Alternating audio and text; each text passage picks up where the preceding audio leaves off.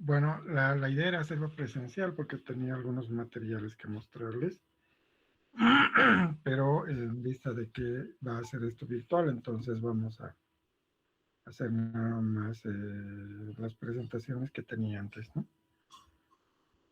Lo que sí es, esto va a entrar al examen, todo lo que hablemos hoy va a entrar al examen. No tenemos mucho tiempo, yo creo que vamos a tratar de terminar ahora.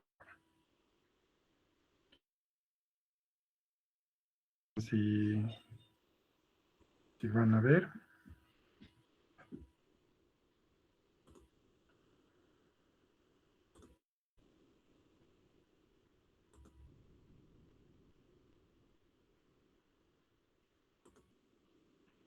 No sé si se ve.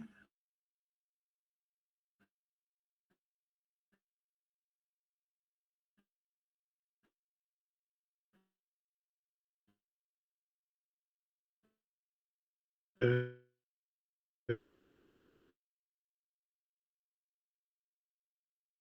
anatomía, ¿no? Esa es una de las cosas básicas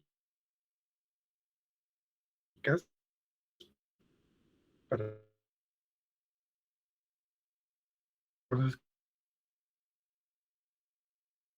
como ustedes pueden ver, aquí tenemos todo lo que es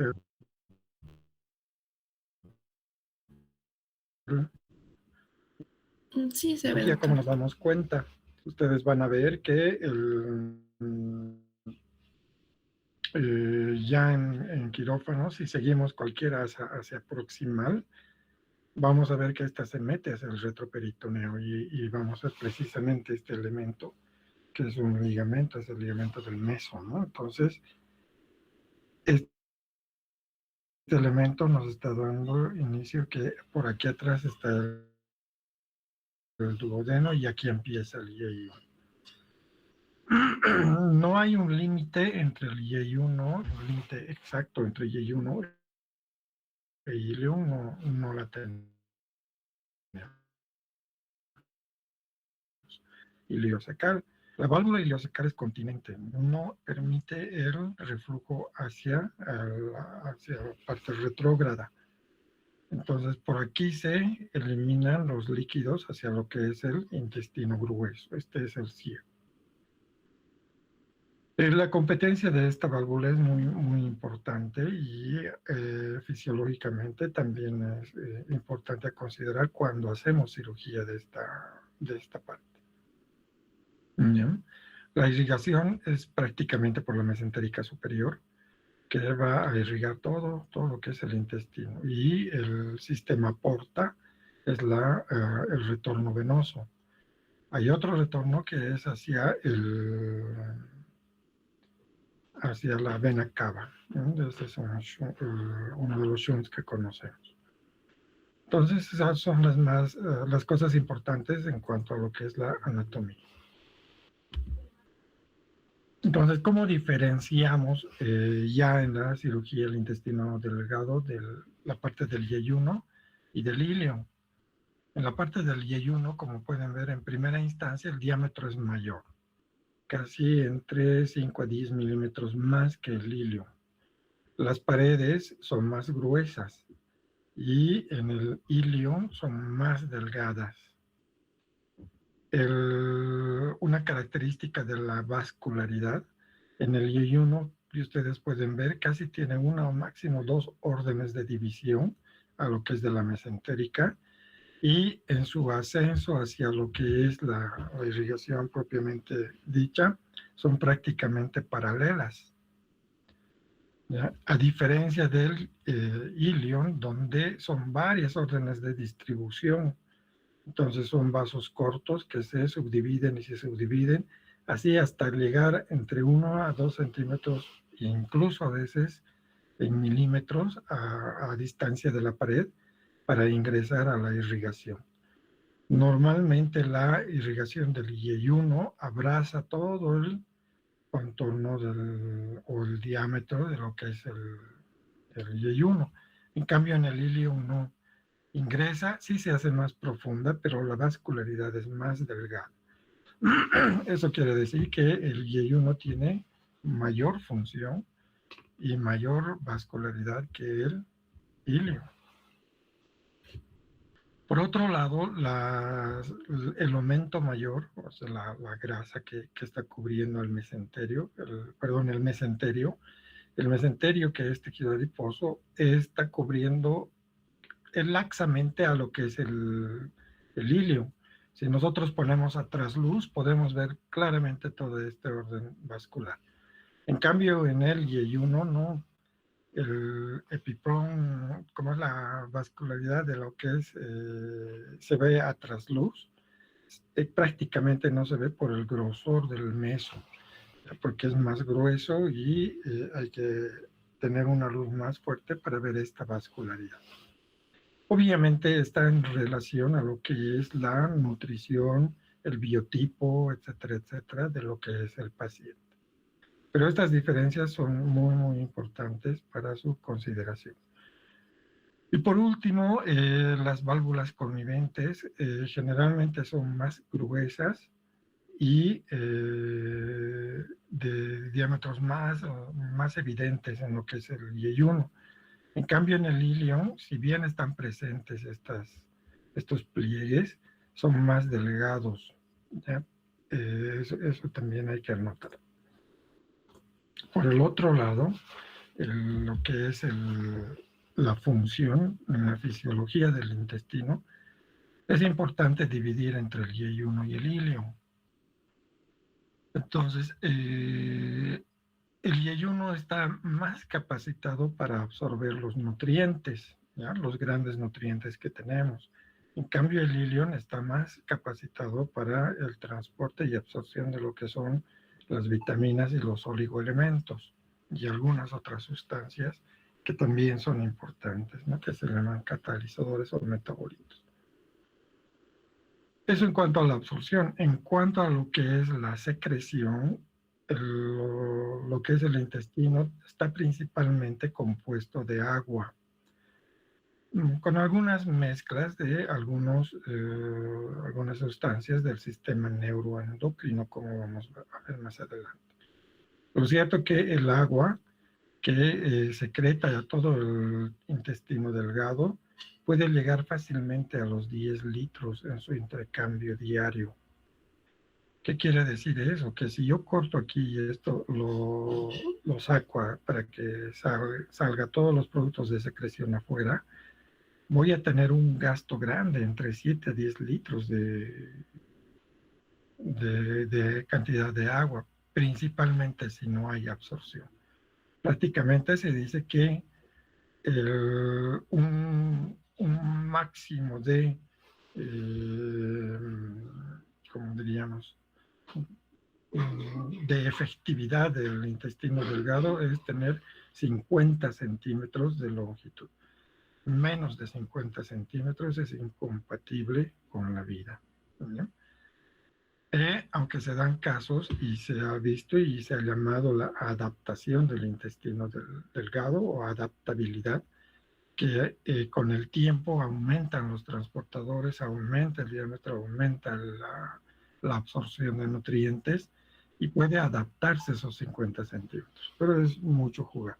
Siempre tratamos de dejar más de 50 centímetros proximales, ¿ya? Si tomamos en cuenta cuánto va a salir por cada segmento, ya desde el estómago tenemos entre 700 a 1000 mililitros. En el duodeno puede alcanzar entre 500 a 800 mililitros. Todo esto va a venir obviamente de la ingestión de la saliva de las secreciones gástricas. El IEI-1 va a manejar una cantidad aproximadamente de 2500 mililitros. Si añadimos la secreción de la bilis, que varía entre 500 a 800 mililitros, puede llegar incluso a 1000 mililitros, o sea, 1 litro. Junto a las secreciones pancreáticas podemos estar manejando prácticamente 1000 mililitros que llega al duodeno. Entonces, el intestino tiene que trabajar para absorber prácticamente el 90% de todo lo que está secretando. cosa que le quede cierta cantidad que se regula entre 1000 a 1500 mililitros por su paso a la válvula iliocecal. Entonces, si tomamos en cuenta esta cantidad de líquidos que maneja el intestino, el seccionar proximalmente, es decir, mientras más proximal seccionemos y hagamos una ostomía ahí, entonces hay mayor riesgo de que el paciente se desnutra, se deshidrate y fallezca por este hecho, ¿ya? Y es muy difícil reponerle por vía oral, que sería lo ideal, y si no va a tener que ser por nutrición parenteral. En el intestino, en la parte distal, en el ilion, si bien los gastos no son como en el yeyuno, son considerables. Considerar que esto maneja entre 1000 a 1500 mililitros diarios, es decir, que el paciente necesita por lo menos 2000 adicionales de líquido que necesita diario. ¿No? Entonces, esto es muy, muy importante durante la cirugía. No es difícil recordarles que todo lo que se hace en transporte sigue las reglas de la célula, ¿verdad? Transporte pasivo, difusión, transporte activo, transporte coactivo, en contragradiente, por bomba, etcétera, etcétera. Entonces, todos los elementos que necesita la célula los va a transportar hacia el interior y hacia el exterior, desde la luz hacia el torrente sanguíneo, por estos mecanismos ya conocidos.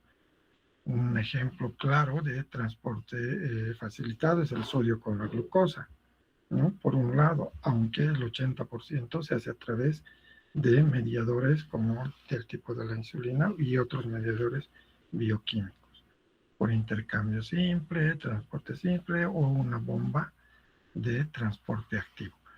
También atraviesa el agua libremente por los desmosomas o las uniones libres intercelulares. También podemos hablar aquí de receptores, por ejemplo, hay receptores de la aldosterona, igual las mismas del sistema renina-angiotensina, que se forman receptores para la absorción de sodio si es que lo necesita. Entonces el intestino tiene una gran capacidad de adaptarse a todo este tipo de transporte. Si hablamos de la dieta, ustedes saben que hay 3 componentes importantes en cuanto a lo que es la dieta, que son los hidratos de carbono, los lípidos y los aminoácidos. Siempre va a tratar de absorberlos en una forma simple, ya que puede ser glucosa, que va a venir directamente de la dieta, las galactosas también de la dieta, la fructosa de la fruta, etcétera, etcétera. Entonces son importantes. Hay algunos azúcares que secreta el mismo cuerpo, como son la amilasa. Hay 2, la salival y la pancreática. Y la mayoría viene de lo que es la dieta. Entonces, esto es importante en cuanto a esa absorción. Lo mismo es para los aminoácidos. Las formas simples son las que se absorben, los dipéptidos, tripéptidos y finalmente los aminoácidos. La principal fuente de ingreso son la dieta. También forma aminoácidos el paciente. Hace un cotransporte o una neoformación de aminoácidos para ingresar. Para esto el hígado es el que trabaja mucho más, ¿no? En nuestra dieta la mayoría de las formas de proteínas están en forma de cadenas grandes de polipéptidos. Entonces necesitan las enzimas catalíticas para degradar y volverlas todas aminoácidos. Ahí juega un papel muy importante el páncreas, el hígado y el mismo intestino delgado, que va secretando sus propias hormonas. Lo mismo es en cuanto a los lípidos. Tenemos 2 grandes cadenas, ¿no? Que son por un lado los triglicéridos y por otro lado los lípidos propiamente dichos o ácidos grasos de diferente cadena. Esta es la parte más difícil de absorción en cuanto a lo que es para el intestino delgado. ¿Por qué? Porque tiene que volverlas todas a cadenas simples, ¿no? En este caso a monoglicéridos, triglicéridos o ácidos grasos simples. Una vez que los absorbe, tiene que redistribuirlos. Por un lado van a ir hacia el sistema linfático, como en este caso de los triglicéridos, que los va a utilizar exclusivamente en energía. Y los otros los va a pasar a la porta para que el hígado haga todo lo que es el transporte y distribución de todo lo que puede manejar del tipo de grasa. Entonces, es compleja esta absorción. En algunos casos, por ejemplo, el colesterol, la dieta puede ser la única fuente de ingreso. Entonces, puede traer trastornos si eliminamos de raíz algunas cadenas importantes de colesterol. Lo mismo de la glucosa, considera que la glucosa, las macromoléculas son las que están enviadas y principalmente en esta forma para el sistema neuronal. Entonces, el déficit de esto puede producir también trastornos propios de la función neuronal a la larga. El cuerpo, a través de esta digestión, solo va a absorber lo que necesita, ¿ya? Y lo que no necesita o lo va a desechar o lo va a almacenar. Entonces, por ejemplo, en el caso de lo que son la glucosa, que es el ejemplo más importante, algunos de los alimentos, si no los necesita, por ejemplo, en la galactosa o la fructosa, va a pasar al hígado y va a sintetizar glucógeno de aquí, de ahí mismo puede sacar fuentes de otros tipos de hidratos de carbono para almacenarlos o resintetizarlos. Todo está en función al valor energético que tenga la célula. Entonces, de ahí que tenemos, por ejemplo, los que trabajan en la construcción o los atletas necesitan de cierto tipo de glucosa para que ésta no se almacene, porque ellos lo que van a gastar es energía, pero no a través de la glucosa, ¿verdad? Sino porque el cuerpo va a tratar de evitar lo que es la obtención de ácido láctico y todo eso, porque eso no le sirve al cuerpo. Entonces, ¿qué va a hacer? Lo va a almacenar. Pero en el caso de otros, por ejemplo, como hemos hablado de la neurona, aquí es importante la ingesta de glucosa porque la neurona se alimenta pues de este tipo de glucosa. Entonces, cada absorción es diferente para cada paciente y hay que tenerlo en cuenta. Y esto se cumple en el paciente posoperado. Mientras más grave la cirugía, hay que jugar con más cadenas de alimentación. Lo mismo va a ser en las proteínas. Las proteínas son una fuente importante de lo que es, en primera instancia, los colágenos. Pero si el colágeno no es específico, no sirve de nada. Entonces, ¿qué va a hacer el cuerpo? Lo va a almacenar. Y en su almacenaje va a precipitar. Y los ciclos, en este caso de los nitratos, pueden alterar. Las enfermedades renales a largo plazo son muy frecuentes. Y lo de las grasas, ya ustedes han visto ya en estos tiempos principalmente, por ejemplo, los famosos rebotes de las dietas, son porque el cuerpo sí necesitaba los lípidos. Y como se les privó, empezó a formar gran cantidad de receptores, que si antes necesitaba 10 gramos de lípidos para sus funciones fisiológicas, al verse privado de estos 10 gramos va a aumentar a 100 gramos.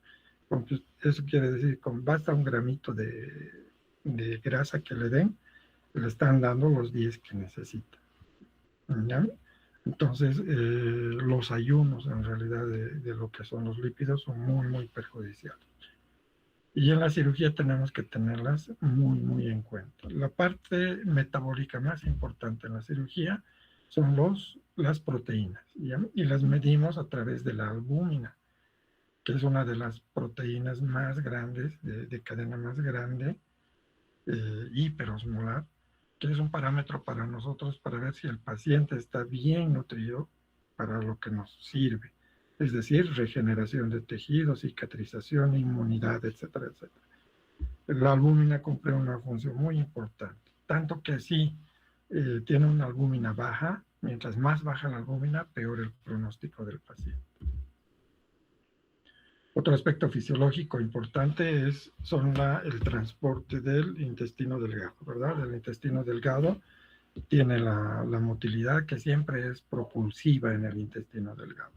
Hay muy poco de mezcla, generalmente la mezcla se da entre contracción y contracción de la propulsión, y esto está regulado principalmente por tres mecanismos. Un sistema que viene directamente del cerebro, ¿verdad? A través del parasimpático, un sistema regional que viene vía del sistema simpático, se va a los ganglios vertebrales y regresa de los ganglios vertebrales hacia el mismo intestino. Y un sistema intrínseco que está a través de las células de Cajal, que es el marcapasos del intestino delgado. Estas son las hormonas del sistema neuroendocrino. La somatostatina tal vez es una de las más importantes. La somatostatina inhibe la secreción y la motilidad gastrointestinal. Es un gran inhibidor, ¿verdad? Y está secretada por las células D, principalmente en el páncreas. Entonces, hay análogos farmacológicos de estas. Una de esas es el octreotide. Entonces, ¿para qué lo utilizamos? Para inhibir los procesos secretorios de la motilidad y de la secreción. Como les comentaba, si ustedes sacan el intestino a una parte del cuerpo, esta puede ser un arma para inhibir que disminuya la secreción. Lastimosamente, con la adaptabilidad del intestino delgado, tiene una curva máxima de efecto y va cayendo. Al final no sirve de nada. Y la mayoría de estas que tienen funciones específicas, algunas para la estimulación de los ácidos, por ejemplo, estimulación del páncreas, algunos de la vesícula, como en el caso de la colecistocinina, etcétera, etcétera. Entonces, todo esto es importante para nosotros en la cirugía. ¿Por qué? Porque la cirugía del intestino delgado generalmente o se corta o se saca. No hay más. Si se corta se llama enterotomía, es decir, un corte de lo que es el intestino delgado. Por el otro lado, ¿para qué hacemos una enterotomía? Es decir, un corte para sacar cuerpo extraño, para resecar tumores, etcétera, etcétera. Esta parte de la ocluir su luz es cuando hacemos las enterectomías totales. Entonces vamos a cortar todo lo que es el intestino delgado. Eso se llama enterotomía. Entonces, para derivar, por ejemplo, puedo hacer una enterotomía corto y después la puedo llevar a otro lado, sacar, abocar, etcétera, etcétera.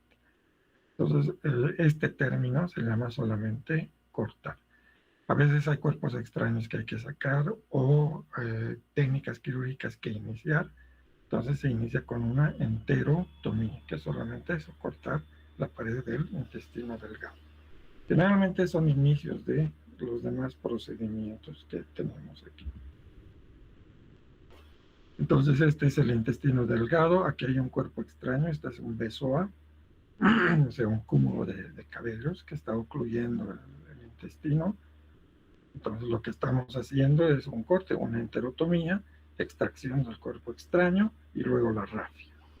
¿No? Rafia quiere decir suturar. Esa es una enterotomía sencilla. Y va a quedar así. Pueden ser puntos separados o pueden ser puntos continuos. Esto está en el yeyunum. En el ilium es preferible cerrarla en el lado contrario, ¿no? Hago así la enterotomía en sentido longitudinal y la rafia la voy a hacer en sentido transversal. ¿Para qué? Para no estenosar este segmento. El otro término es la enterectomía. La enterectomía es la resección de un segmento del intestino, es decir, quitar el intestino. Entonces, como pueden ver, esta es una pieza de intestino delgado no viable o para otra cirugía donde se ha resecado el intestino. Esto va a salir y ya no sirve. Cuando hay heridas extensas por trauma, cuando está gangrenada, cuando está estrangulado, o sea, es isquémica, necrótica, cuando hay lesiones ulcerosas que están sangrando ahí por adentro, entonces no hay otra que sacar el intestino, o hay la presencia de algún tumor. Entonces ahí se va a hacer una enterectomía.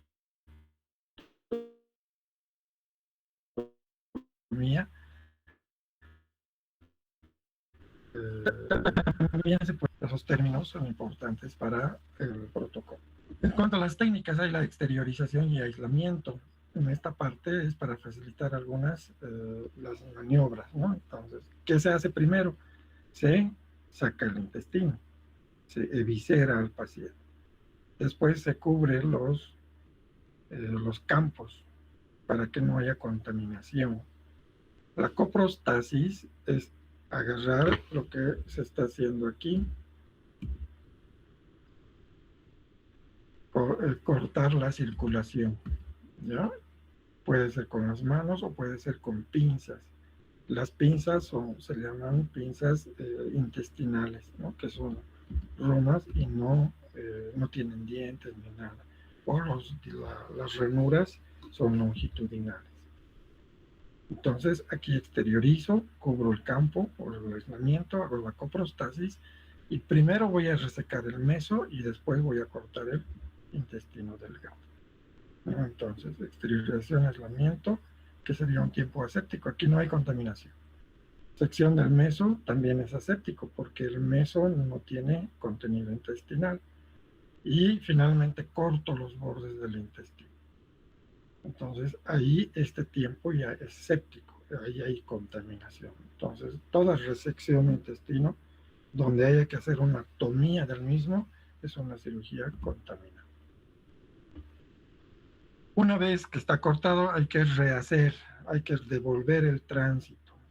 El término técnico es restitución del tránsito intestinal. Es decir, estoy volviendo a la normalidad y lo voy a hacer a través de una anastomosis. Esta es una anastomosis terminal, es decir, la unión de dos bocas. ¿Ya? Puedo hacerla de un plano, puedo hacerla de 2 o 3 planos, dependiendo de lo que yo quiera, adecuando la técnica. Entonces, esta anastomosis se llama término terminal. También puede ser término lateral, es decir, la boca final contra la pared lateral de otro segmento de intestino delgado. Término lateral también puede ser lateral, es decir, dos costados, previa tomía de su pared, hacer la rafia de las paredes laterales. Término terminal, término lateral y lateral. Puede ser lo que yo una. Si es un vaso sanguíneo, también se dice una anastomosis vascular término terminal o término lateral. Si es colon, anastomosis término terminal o término lateral. En caso de que usen otro órgano, hay que darles el apellido. Entonces, si es Y1 al colon, será una Y1 colostomía. Si es Y1 al recto, Y1 rectostomía o iliorectoanastomosis o Y1 rectoanastomosis, dependiendo de lo que ustedes estén uniendo. Otra técnica quirúrgica frecuente son los estomas. ¿Ya? En vez de unir o restituir el tránsito, puedo sacar. Puede ser una yeyonostomía, como el yeyono va por aquí del ángulo de Treitz, generalmente estos cuadrantes son los que usamos, o puede ser una iliostomía, el ilio puede subir también hasta aquí. ¿Ya? Si dividimos en 4 el abdomen, siempre vamos a poner al centro de lo que es la cuadratura que estamos realizando. ¿Por qué? Porque si yo lo pongo cerca al ombligo, no va a pegar la bolsa, entonces se va a contaminar. O cerca a la herida. Si lo pongo más distal, el abdomen puede ser que forme pliegues al agacharse, al hacer sus actividades, entonces perjudica el estómago.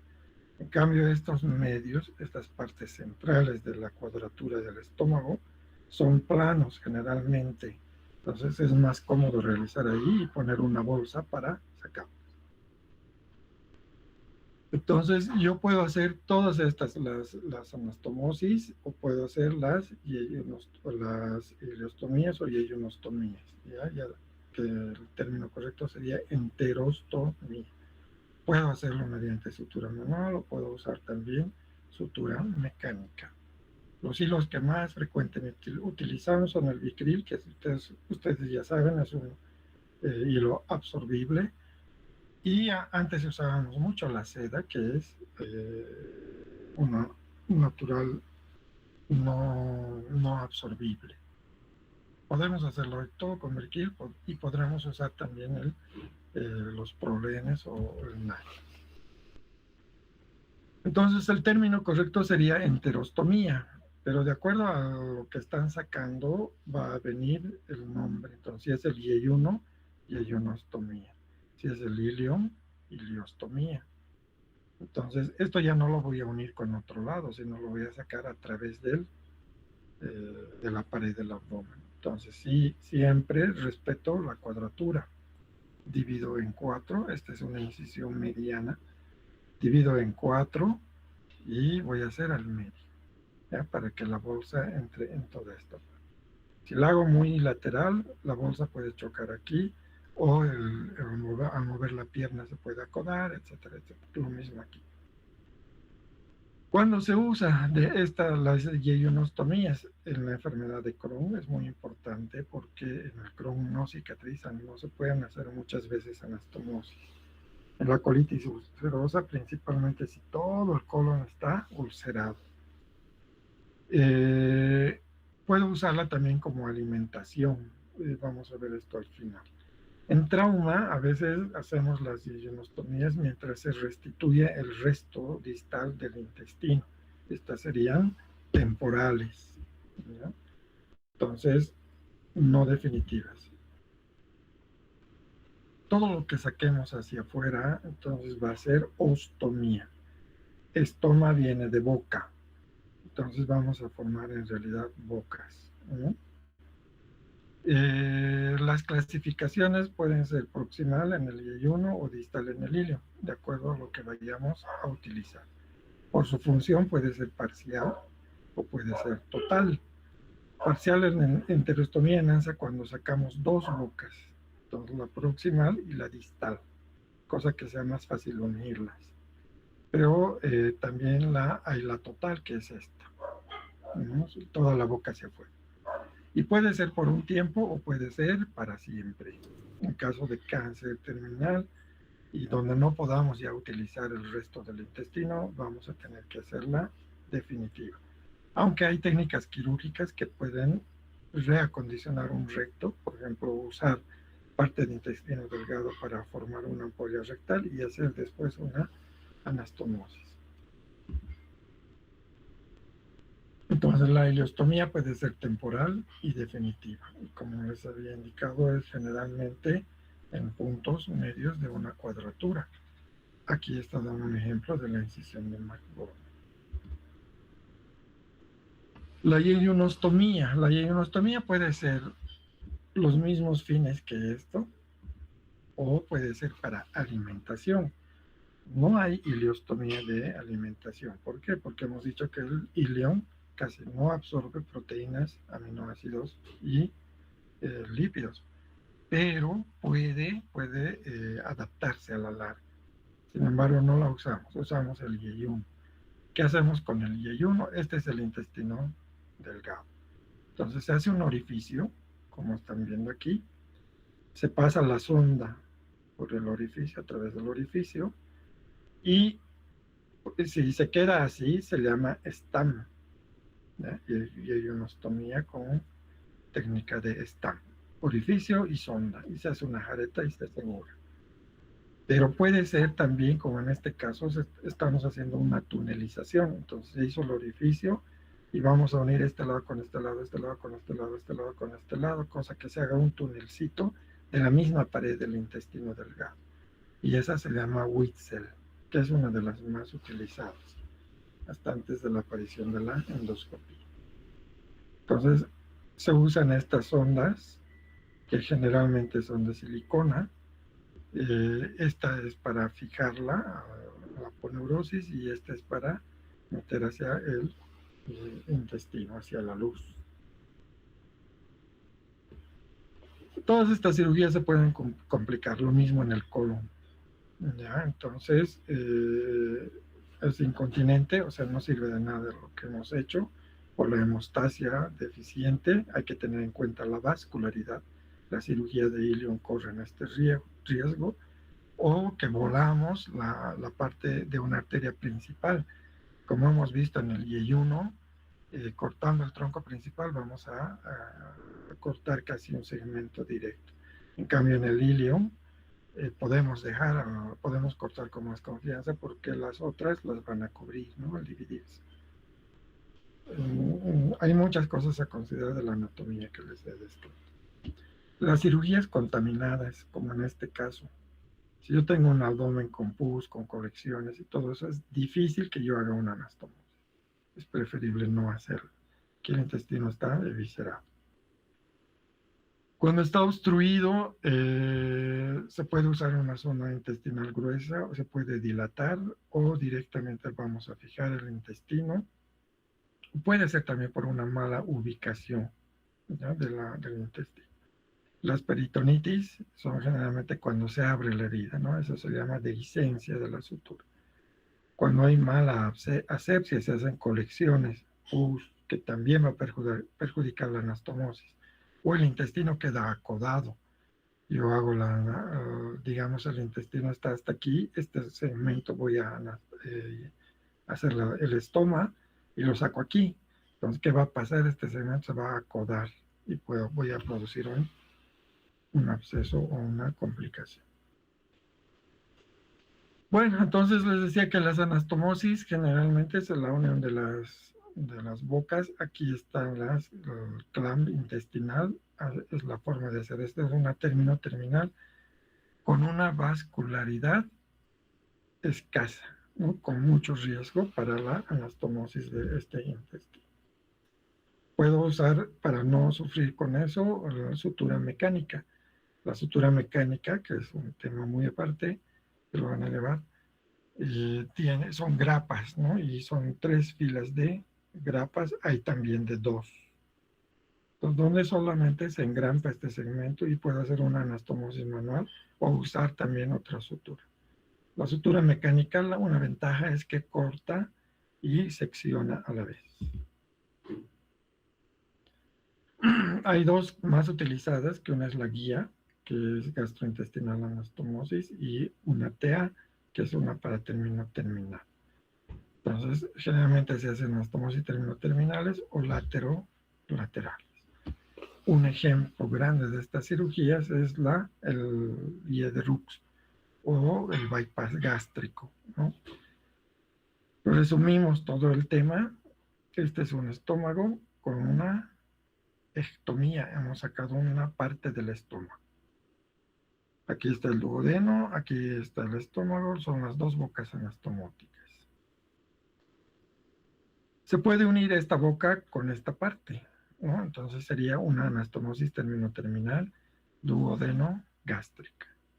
Se puede unir, como estamos viendo en el esquema, esta parte del duodeno va a pasar a lo que es el yeyuno y lo vamos a unir aquí abajo. ¿Ya? Se va a unir aquí abajo, entonces va a ser una anastomosis yeyuno o yeyuno ilion, término lateral. Y el segmento que estaba pegado aquí lo vamos a subir y se llama una anastomosis término lateral. ¿Qué estamos viendo aquí? Una gastrectomía parcial con yeyuno o gastro-yeyuno anastomosis término lateral con una yeyuno anastomosis término lateral. En eso se resume todo esto. Las complicaciones: se puede dehicentar el intestino delgado y va a hacer colecciones y nos va a hacer fístulas, aparte de las estenosis que les había mencionado. Entonces, bueno, no se nota aquí, pero son pequeños orificios que están comunicando por dentro con la parte dehiscente del intestino delgado. El paciente va bien, de repente la herida empieza a salir contenido intestinal y vamos a tener caca por alguna de los orificios que se ha formado. Preguntas de este tema.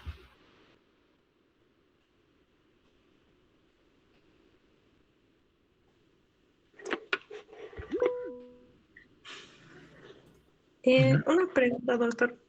Dime. Con respecto a la yeyunostomía, o sea, normalmente lo que se hace es como que la sonda directamente se sutura al duodeno, ¿no?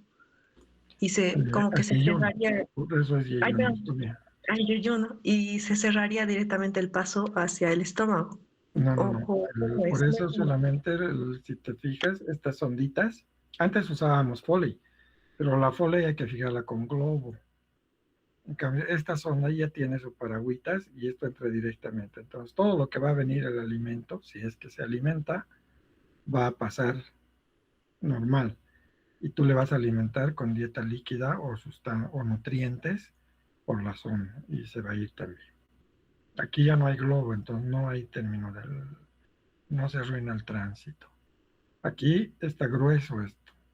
Esta es una Foley y entonces se va a inflar el globito lo suficiente y para que no se salga se va a hacer esta tunelización. Entonces, eso es para alimentar. Entonces, si el paciente logra alimentarse, va a pasar su alimento. Y tú le vas a alimentar a través de la sonda. Si no pasa eso, si el paciente vomita o el alimento se regresa, entonces quiere decir que o tu globo está muy inflado o la técnica ha sido muy ajustada. Hay que volver a ingresar y rehacerlo.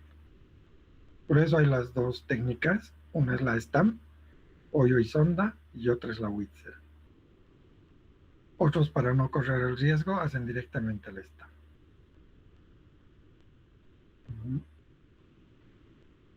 ¿Otra pregunta?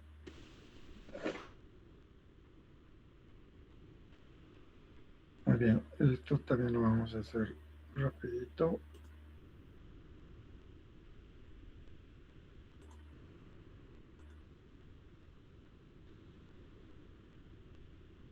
Muchas cosas de lo que hemos hablado en el anterior tema se emplean también para el colon.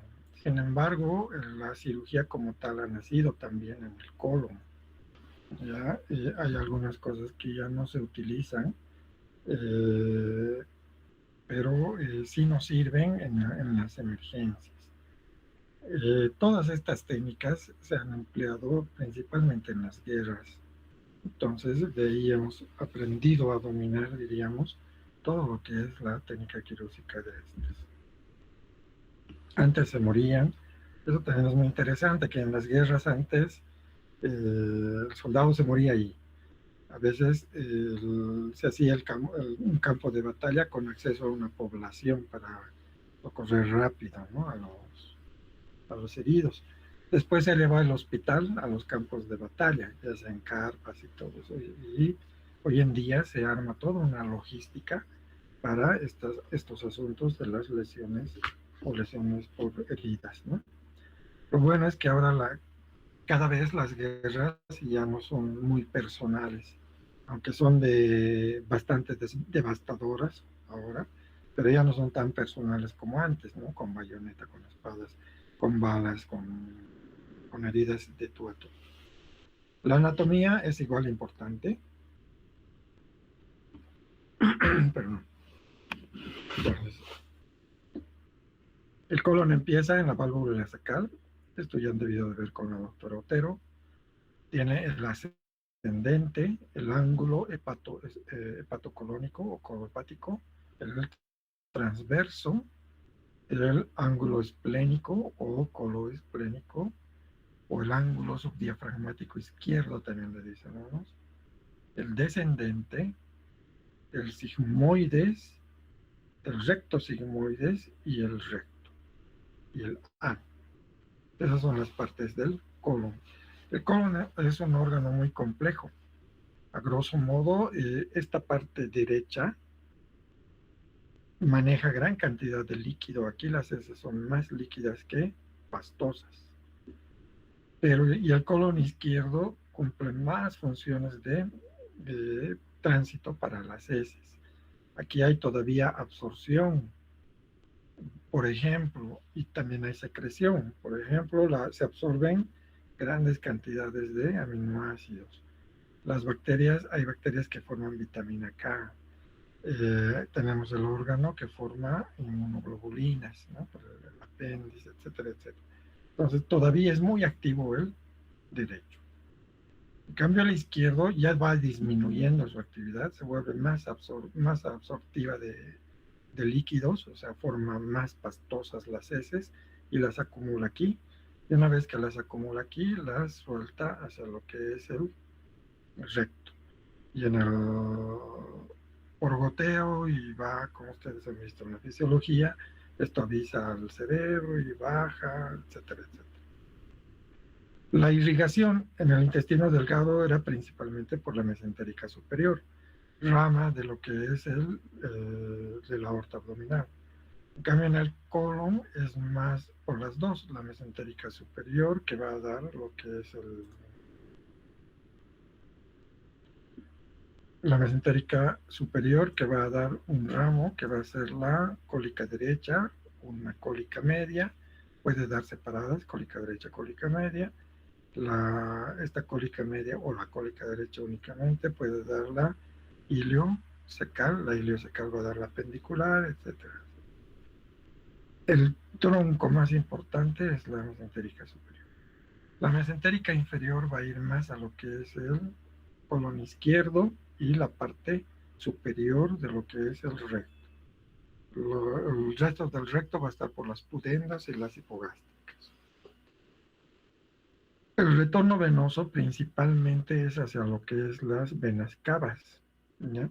Y eso es a través de la mesentérica inferior, las pudendas esas. En cambio, a través de la mesentérica superior va a ir a la vena porta. Son prácticamente los mismos. Una de las patologías que les di a la guerra, entonces, entrada y salida de proyectil. Esta es la entrada, esta es la salida. Está mal colocada esta pinza. Y que terminan con resecciones grandes de segmento de intestino grueso, o sea, colectomías. En el anterior eran enterectomías, estas son colectomías. Y solamente hay que darles el nombre, si es una colectomía, si es sigmoidectomía, etcétera, etcétera. Antiguamente se llamaba ano contra natura, cuando hacíamos una estoma, es decir, sacar el colon hacia afuera. Esto nació en las guerras, principalmente de lo que es las guerras griegas y también las romanas, que es desde esa época los estomas. Y quiere decir que es un ano que no es natural, ¿no? Que es contra la naturaleza. Por mucho tiempo se ha usado esto, hoy en día solamente les denominamos estoma. ¿No? Ya no es un ano contra natura.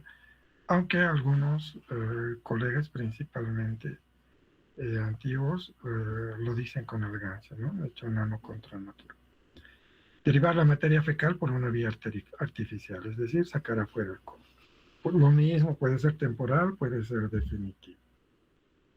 Entonces, en el colon, una de las primeras cirugías, a diferencia del intestino delgado que tratamos de mantener lo más posible juntos, en el colon muchas veces es mejor hacer un estoma, ¿ya? Es decir, abocarlos hacia afuera. Entonces aquí están sacando el colon, esta es la boca que quedó del colon y va a quedar así.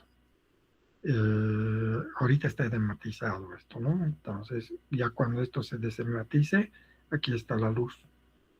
Entonces va a quedar ahí. Puede ser la confección simple, que lo mismo se hace en el intestino delgado, es decir, unir la acero muscular con la piel, o puede ser solamente en dos planos, como vamos a ver más adelante. ¿Cuándo hacemos temporales? Cuando hay trauma, principalmente por la contaminación, las más frecuentes, accidentes automovilísticos, empalamientos, cirugías, heridas por proyectil, etcétera, etcétera. Cuando hay fístulas, es decir, se ha comunicado el intestino con la pared, entonces hay que hacer una estoma, una derivación, para que darle tiempo a regenerarse.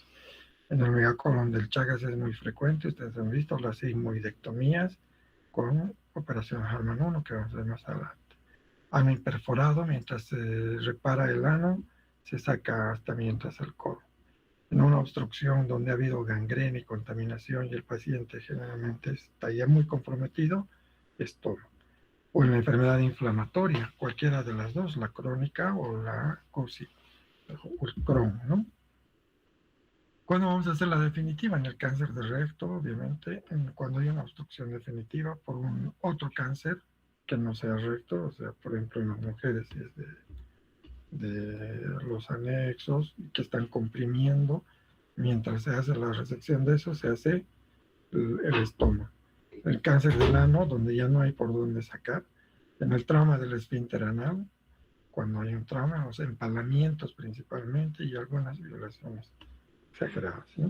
Y la incontinencia. Este es el ano contra natura, sacar el intestino grueso a través de la piel. Y esto se va a dar la vuelta.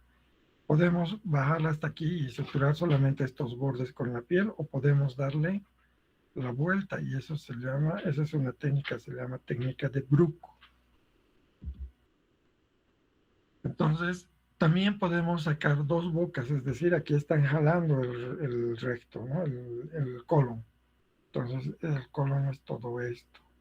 Entonces, está sacando el colon para dejar las dos bocas abocadas aquí, es decir, en asa, se llama en asa esa colostomía. No solamente en el ciego, también se puede usar en ciertas partes del colon al hacer el estómago. Entonces, una técnica es el pylore, como les decía, directamente se fija el peritoneo ya, a la piel y va a quedar la mucosa directamente hacia afuera. Es la figura que veíamos anteriormente. Esta, ¿no? Y también vamos a hacer la de Desmarais, donde vamos a fijar la mucosa a la piel, lo mismo que la anterior, y vamos a seguir sacando para volverla a fijar. Esta es la del estómago. Es muy complicada la técnica y generalmente se necrosa.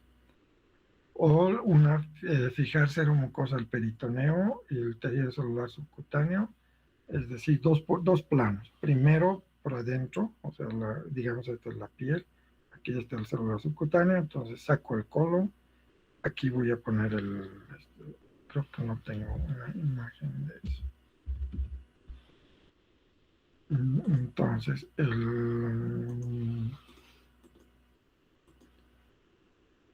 aquí vamos a cambiar.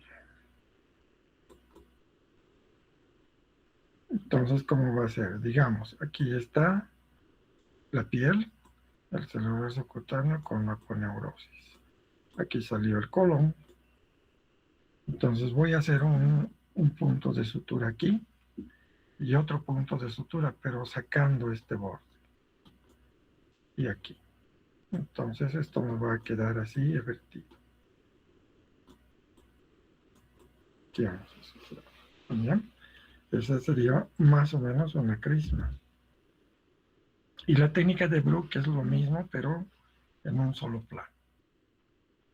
La denominación va a ser de acuerdo a lo que tengamos. Puede ser, si sacamos el descendente, una colostomía descendente. Si sacamos el transverso, transversostomía o colostomía del transverso. Ascendostomía o colostomía del ascendente. Sigmoidostomía o colostomía del sigmoide. También hay rectostomía y también hay anostomía. Cuando hacemos en la parte del transverso tenemos la técnica de Benenstein, que es casi lo mismo. Aquí vamos a hacer la exteriorización por debajo de la incisión y sacar el meso, solamente vamos a sacar el colon y vamos a dejar una varilita de goma. Esto es para hacer principalmente las técnicas en asa. Esto quiere decir que le vamos a dar tiempo a nuestra anastomosis de regenerar. Esta es la de Benenstein. Entonces, como pueden ver aquí está el colon que estaban jalando en la foto primerita.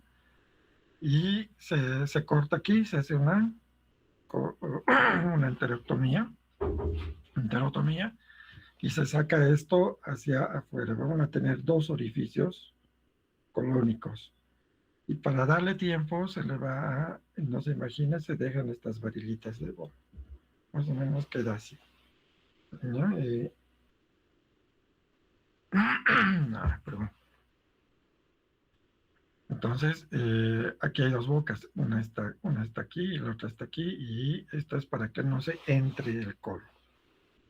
También ya se ha dejado de usar, es mejor hacerla de Bruch. Entonces, ¿cómo hacemos? Aquí está la lesión. Aquí se ha reparado. Y para darle tiempo a que cierre, entonces hacemos un estoma en escopeta, se llama esto. Si solamente sacamos una partecita de la pared, como es en este caso, se llama en asa. Entonces, en asa, si salen las 2 bocas, pero sin cortar el colon o el intestino delgado. En escopeta, cuando las 2 bocas están separadas y tenemos una boca proximal y distal. Y si no hay nada, solamente es la colostomía. Entonces aquí está. Esta es la técnica de Bruch. Como pueden ver, le hemos dado la vuelta a la mucosa, ¿no? Lo hemos remangado, digamos, y lo hemos suturado ahí con los planos de Wangenstein, es decir, uno primero a la aponeurosis y este a la piel, 2 planos. Esta se va a quedar, el Bruch nació para las definitivas, es decir, para siempre, porque es más cómodo usarlas, etcétera, etcétera. Pero con el tiempo son mucho más prácticas, entonces creo que casi todos ya hacemos técnica de Bruch. Y una de las desventajas es que la mucosa puede seguir saliendo y hay que rehacer el estómago. O al revés, se muere este segmento y hay que volver a rehacer el estómago. Entonces, se puede decir colonectomía, es decir, sacar parte del colon, aquí está el apéndice, el ciego, parte del ilium, hasta el ascendente. O se puede decir colectomía, o también se puede decir hemicolectomía, ¿verdad? Dependiendo al segmento que vayamos a sacar. La colectomía total es cuando se saca todo el colon. Hemicolectomía derecha, que también podemos nominarla esta, porque es el ascendente. No le decimos derecha porque todavía hay una parte de transverso, ¿no? Pero es igual, sería una hemicolectomía derecha, resección de ciego, ascendente y transverso. Hemicolectomía izquierda, transverso descendente, sigmoides. Y solo sacan el sigmoides, resección de sigmoide. O sigmoidectomía. Se puede hacer por laparoscopía, por supuesto que se puede hacer por laparoscopía. Hoy en día ya hay, ustedes han visto en energía, todo lo que es lo que ha evolucionado el bisturí, ¿verdad? Lo que es el bipolar, el ligashur, el armónico, etcétera, etcétera. Entonces, eso nos ayuda bastante en lo que es en la cirugía laparoscópica. Y al unir, usamos sutura mecánica. Se hace igual que el intestino delgado. La movilización del colon, el colon está fijo, no es como el intestino delgado que nos permite sacarlo del abdomen, o sea, viscerar. En cambio, el colon hay que despegarlo del peritoneo. Para eso hay técnicas de movilizar, están las de KT, las de la presencial tenía que darles. Entonces hay que primero movilizar y después recién eviscerar, ¿ya? Hay que hacer la hemostasia, es decir, ligar todos los vasitos y disecar el colon. Y finalmente cortar el colon. La peritonización y avenamiento, cuando se saca el colon queda un defecto, ¿no? Entonces, por ejemplo, si yo saco esta parte del colon, el meso me va a quedar triangular. Si yo solamente uno el colon, va a quedar un orificio. Entonces tengo que volver a unir. Eso se llama cerrar el defecto o peritonización. El avenamiento es dejar drenaje, sección de cierre y cerrar la pared. Esos son los tiempos de la colectomía. Podemos anastomizarla, no solamente vamos a hacer un estoma, también podemos unirla, principalmente si es una cirugía limpia, programada. Entonces vamos a unir de acuerdo al segmento que hayan sacado o haya quedado. Si quedó el ilio, en una hemicolectomía derecha, por ejemplo, se saca parte del ilio, el ascendente, el ángulo y parte del transverso. Entonces, ¿qué voy a unir? El ilio que queda y el transverso. Se llama ilio-transverso anastomosis. Lo mismo si hago si uno el ilio al sigmoides, ilio, sigmoidos, sigmoidoanastomosis. Se puede decir ostomía porque también estamos abocando el ilio al sigmoides. También es correcto este término. Si unimos dos partes del colon y no quieren nominarle esto, también pueden decir una colo-colo-anastomosis o una ilio-colorecto-anastomosis, como hacemos en algunas cirugías. Entonces lo mismo se hacen en dos planos y se van a unir las dos bocas. Primero la parte posterior y después la parte anterior. Esta es una lateral. Entonces, en una término terminal va a quedar así, el ilio y el colon. Ilio transverso anastomosis. Dos planos. Primero la mucosa y después la seromuscular. Lo mismo, término terminal, término lateral o latero-lateral. Una de las cirugías más frecuentes es el Chagas. Aquí están viendo ustedes un megacolon, sigmoides. Entonces se va a cortar desde aquí todo el sigmoides. Se puede hacer una colo-coloanastomosis, colorectoanastomosis o una transversoanastomosis, dependiendo del segmento que hayan sacado. O generalmente hacen una operación de Hartmann. Hartmann 1 y Hartmann 2. De estas, casi ya no se hacen Dixon, Correia Neto algunos, y el Duhamel que está retomando, haciendo fuerza hoy en día. Entonces, ¿qué es? Se saca todo el segmento del sigmoides y voy a hacer una Hartmann 1. La Hartmann 1 es sacar el segmento proximal a través de un estoma, o sea, una colostomía, más cierre del segmento distal. Esa es la Hartmann 1. Y la Hartmann 2 es cuando vuelvo a unir estos dos segmentos. Es decir, una segunda cirugía donde voy a hacer una colorectoanastomosis o una colo-coloanastomosis, dependiendo de lo que ustedes vean. Entonces, Hartmann 1, esta está la Hartmann 1, colostomía del segmento proximal más rafia del distal. Y Hartmann 2, restitución de tránsito intestinal, colorectoanastomosis. El Duhamel es que se secó mi garganta. El Duhamel es que este segmento lo voy a meter en la pared, entre la seromuscular y la mucosa. La mucosa va a quedar aquí y la seromuscular aquí. Entonces, para hacer el Duhamel,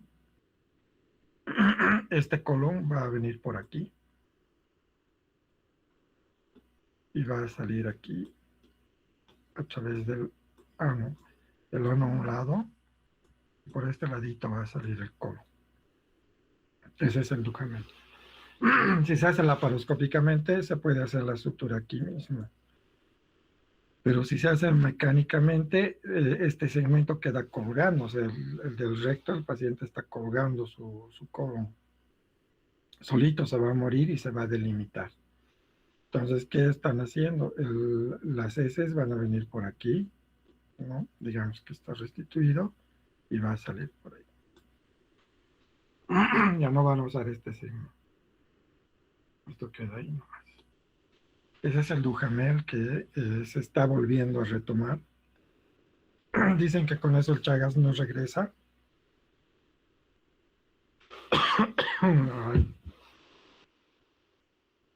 Y con eso terminamos, doctores. Entonces, esta es una sigmoido tomía también, o sea, ya desinflado el colon, ¿no? Y si ustedes ven, prácticamente es 1 metro que medía este sigmoides. ¿Preguntas?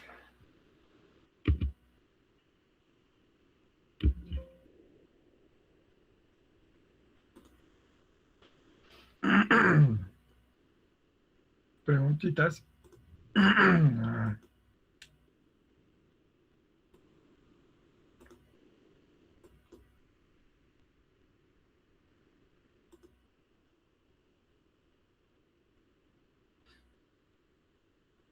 Entonces no hay preguntas. Bien, doctores. Entonces quedamos en eso.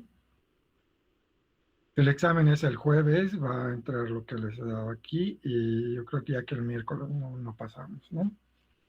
Para que estudien para su examen del jueves. Si no hay preguntas, me despido. Muchas gracias. Un gran abrazo. Doctor. Dime. Hasta luego, doctor. Hasta luego, hasta luego.